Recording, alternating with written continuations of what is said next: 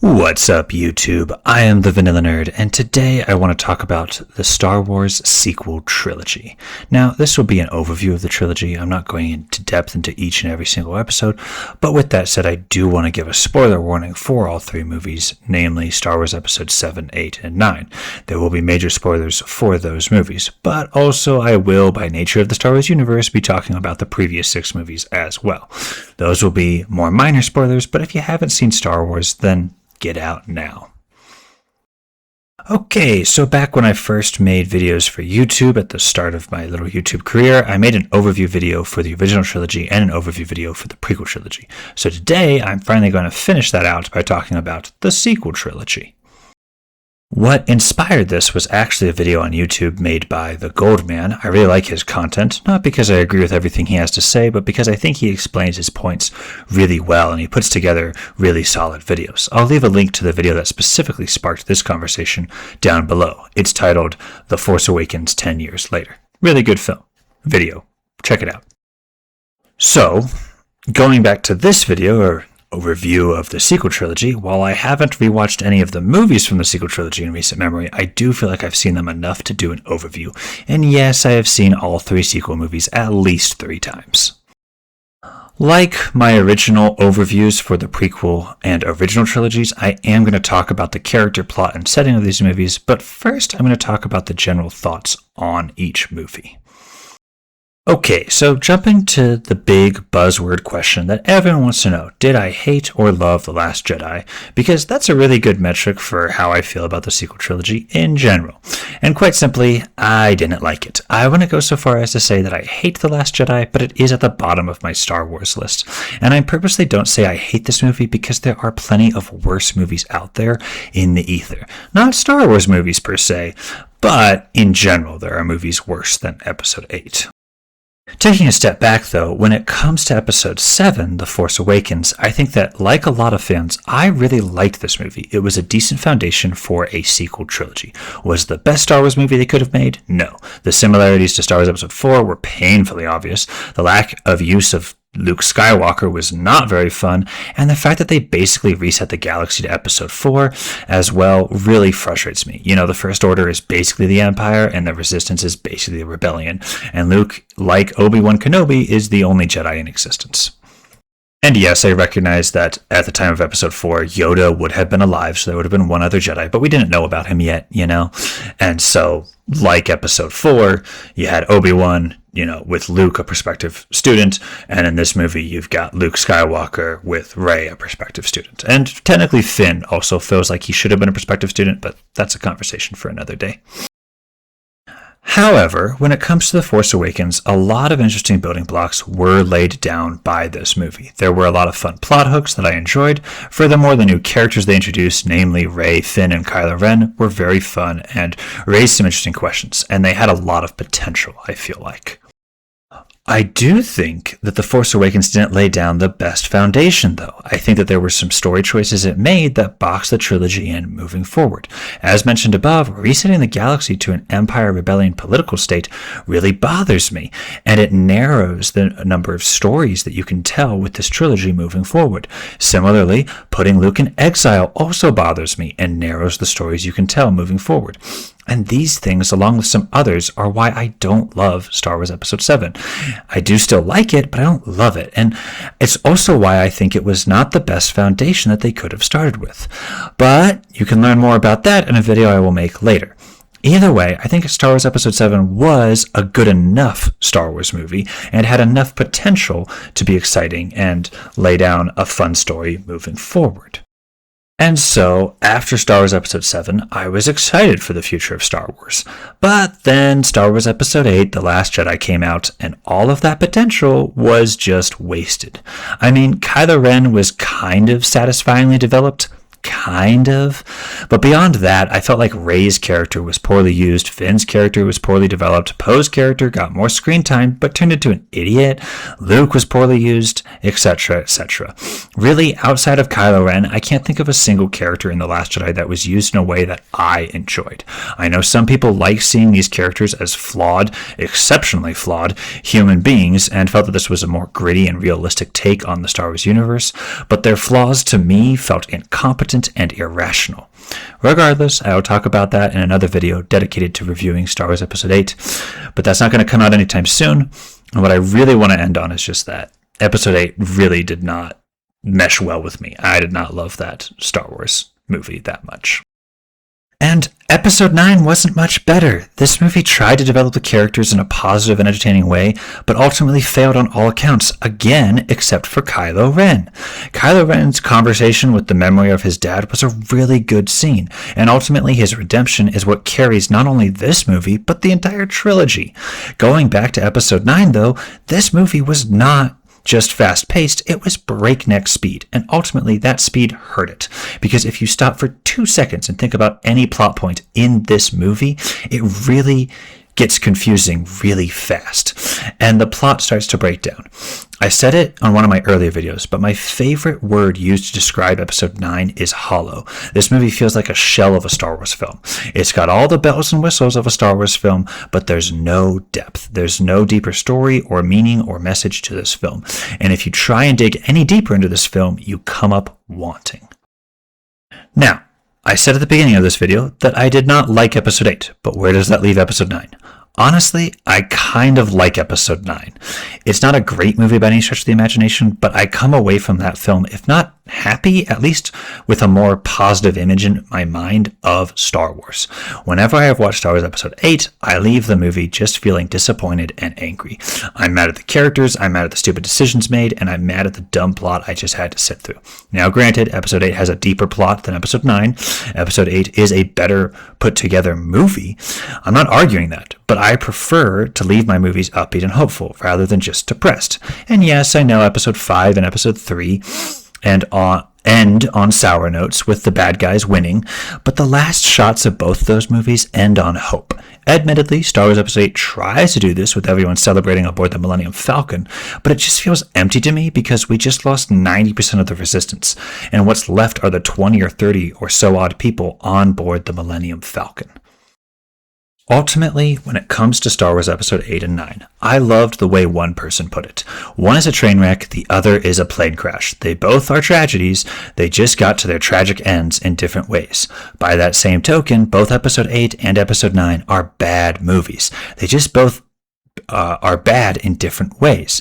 As someone who enjoys Episode 9 more than Episode 8, I will freely admit that Episode 8 was way more creative than either Episode 7 or Episode 9. It was easily the most unique film of the trilogy, and it tried to do something different. And if that's why you liked the movie, that totally makes sense. It just so happens that what it tried to do different was not something that I liked. I don't want to see Luke Skywalker as a depressed hermit. I don't want to see Rey mopey and sad the entire film. I don't want to see Finn and Rose going off on some useless side adventure to Canto Bight. But despite my preferences, I would be fooling myself if I was to say that Episode 9 was a better film than Episode 8. I think anyone who tries to tell you one of these films is better than the other is lying to you. They're both bad movies. Yes, they are bad in different ways, but at the end of the day, I don't love either of these movies. I wish so bad that the sequel trilogy was better, that they actually planned it out from the beginning. But instead, this is what we've been given, and it's really disappointing. Because the lack of planning really hurt the sequel trilogy. Sometimes it can work if you do one movie at a time, but because we did not have a consistent creative team behind all 3 episodes of this trilogy, Episode 8 feels very different from Episode 7 and 9. And honestly, 9 doesn't even really work that well as a direct sequel to 7 because, again, it's a very hollow, unexciting film compared to Episode 7, which actually has heart and is fun. But I digress. Point is, I do not like the lack of planning, and I talk about all of that in a video I will release very shortly. Okay, but now we're going to switch gears and talk about the overarching characters, plot, and setting of the sequel trilogy. And I'll try and go through this a little fast since I already talked about some of these things when discussing the movies. So when it comes to characters, Kylo Ren is the best character of the entire sequel trilogy. By far. He wants to be part of the dark side so much, but instead he constantly feels the pull to the light. And seeing his redemption throughout the entire trilogy just works so well. There are good scenes in every movie related to his character. Plus his lightsaber is really cool, and I liked the mask and hood look. Not so much the mask all by itself, but you can't have it all. I'm really sad that they killed him off at the end of Episode 9. Even more sad that it was what prevented the Hunt of Ben Solo from being made. Real quick, if you don't know what I'm talking about, The Hunt for Ben Solo was the working title of a potential movie that had a full script, a director, and the support of Adam Driver, the actor of Ben Solo, behind it. However, the movie was shot down because the heads of Disney, not Lucasfilm, didn't see a way that Ben could come back since he had turned into a Force ghost at the end of Episode 9. Which, by the way, since this movie was called The Hunt for Ben Solo, presumably most of the movie would be taken up with explaining how he came back from the dead. Regardless, I am torn about this film, because on the one hand, Star Wars is riddled with character deaths that are meaningless, so adding another one to the pile wouldn't help much. But it wouldn't hurt that much either, right? And on the other hand, I'm a big fan of them bringing Darth Maul back, for instance, in the Clone Wars, and how well they use his character there, so I could definitely see possibilities for this working. Ultimately, I'm just frustrated that they killed Kylo Ren off at the end of Episode 9. Even before The Hunt for Ben Solo was revealed, this decision bothered me, because if they had kept him alive, Episode 9 would have at least been slightly different from Episode 6. But instead, Episode 9 ends the exact same way as Episode 6. Rey, like Luke, is the only Jedi left in the galaxy, Finn, like Leia, is hinted at being a Jedi, and Kylo Ren, like Darth Vader, is dead. If they had kept Kylo Ren alive, this movie would have at least ended differently from Episode 6, and it would have been interesting to see Ben Solo try and make amends from his days leading the First Order in future Star Wars movies or TV shows. Someone else pointed out to me that so many characters in Star Wars get their redemption and then they die. You know, they don't get a chance to try and make amends, try and repair, try and make restitution for all the terrible things they've done. And it would have been interesting to see someone like Kylo Ren or Ben Solo, for instance, come back and try and fix things. It'd been interesting to see people be mad at him and look at him with derision and hate because they remember the terrible atrocities that he committed. But then seeing him still try and be a good person would have been cool as well. Fortunately, that's not where they went, and that's just the way it goes. Moving on to Rey. I really like her character in Star Wars Episode 7, but she was poorly developed in Episodes 8 and 9, especially with the back and forth about whether her parents were somebody important or not. I think describing her as a Mary Sue is not a bad criticism, but I also think it's incomplete. I think there was more depth to her character and potential, but they just didn't capitalize on it. Speaking of wasted potential, Finn was so poorly used. He was such a cool character in The Force Awakens, a stormtrooper who turns against the First Order. It's really interesting and takes Star Wars in a different direction, and they definitely hinted at him also having the Force, but then neither of those two story beats are followed up on at all.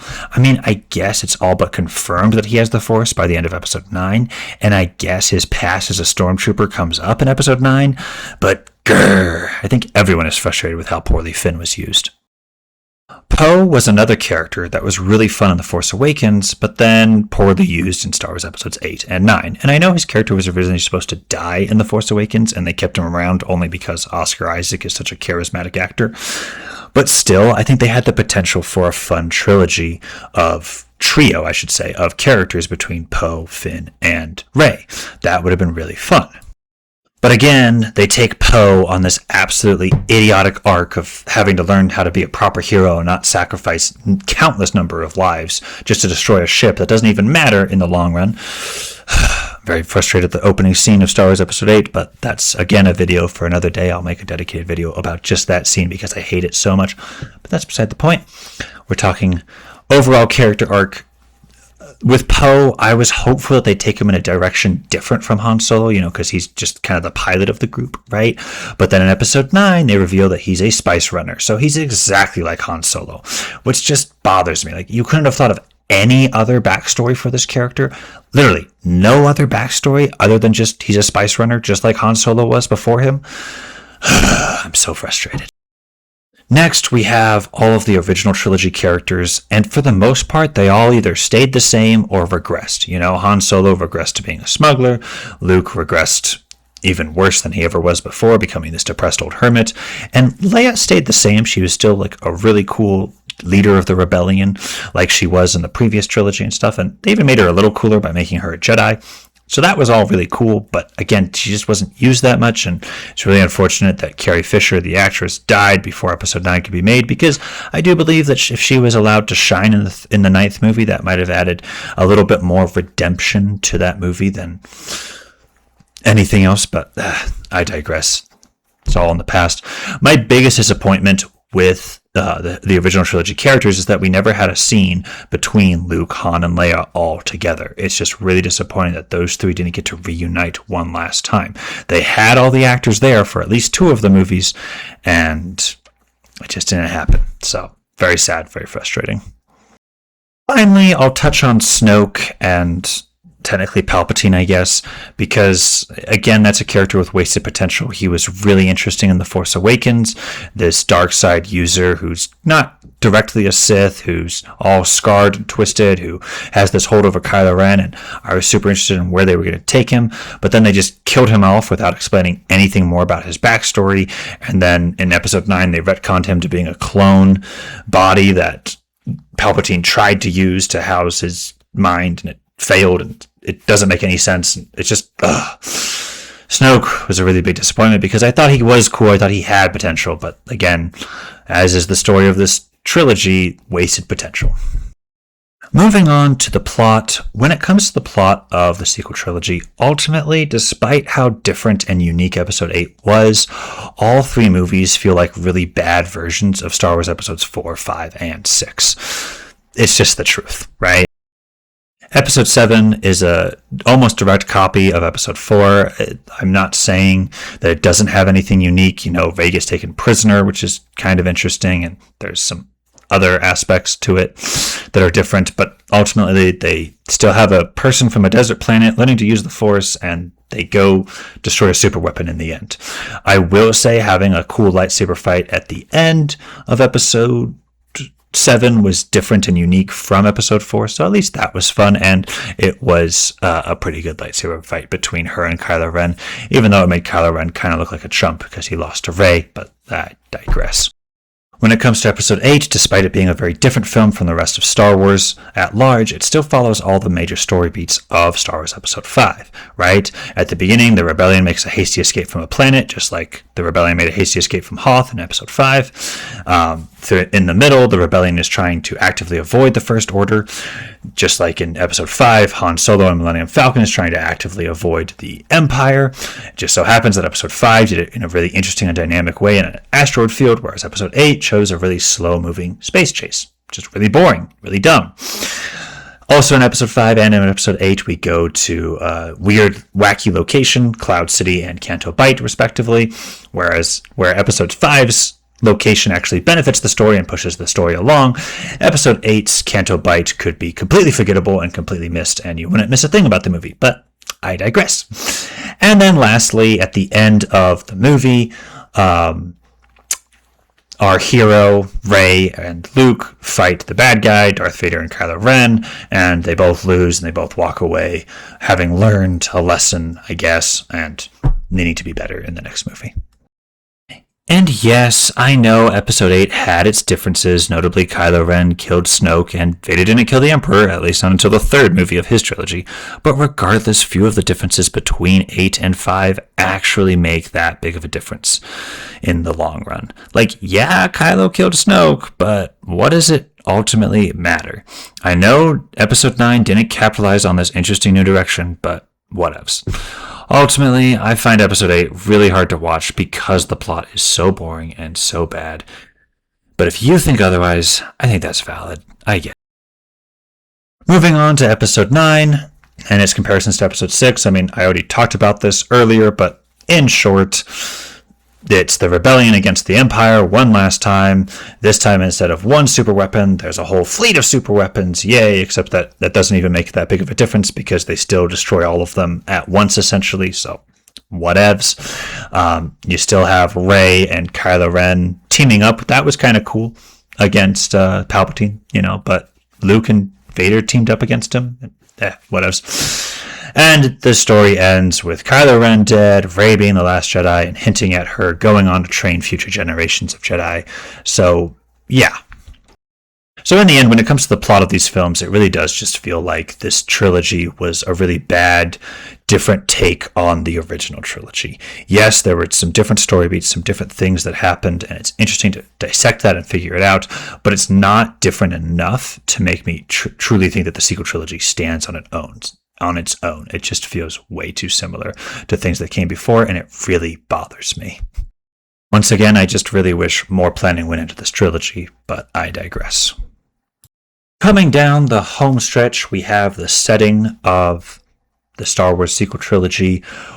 And this is where the sequel trilogy is really weak because they did not adequately explain the lore behind the political state of the sequel trilogy, right? For those of us who've read some of the supplementary material, we know that the Resistance was formed to resist not just the First Order, but also the New Republic, because the New Republic was terrified of militarization, so they didn't like the Resistance, but the Resistance was over there being like, we gotta be prepared, there's bad guys on the horizon, you know?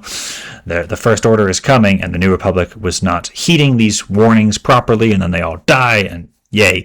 So it's not a great setting. They did not adequately explain the lore, and it's really sad because it's very clear that they did this as a direct reaction to the prequels. They heard that people didn't like the politics of the prequels, so they stayed so far out of politics that you have no idea about the political state of the sequel trilogy. The only way you can learn that is through reading supplemental materials, and I think that's a really big weakness of the sequel trilogy.